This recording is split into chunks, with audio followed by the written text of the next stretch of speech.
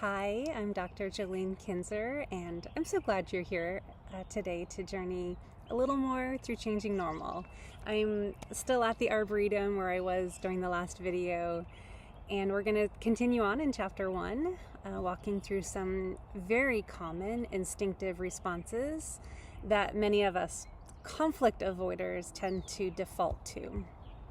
So I'm going to mention 4.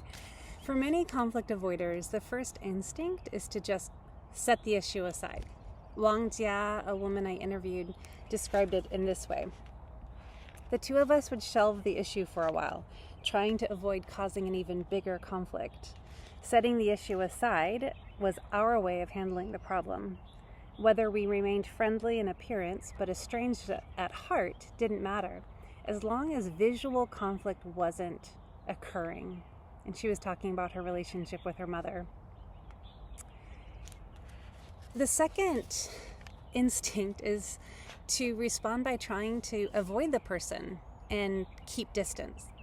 Our silence is a form of self-protection. One person I interviewed described this as a choice to endure or to just put up with the situation. And then the third instinct is to build walls. After an initial offense, we might not have open conflict with a person again, but the relationship never really recovers. When another problem arrives in that relationship with your work colleague, the old emotions surface. And while the relationship looks fine to others on the surface, there are problems down below. And lastly, as Chendandan, another woman I interviewed, shared, a common conflict avoidant response is to be reserved and not share your own views. She said, if it's possible to not get into conflict, then we work hard to avoid the conflict. But there is a downside to this. We lack communication. Our communication is not thorough.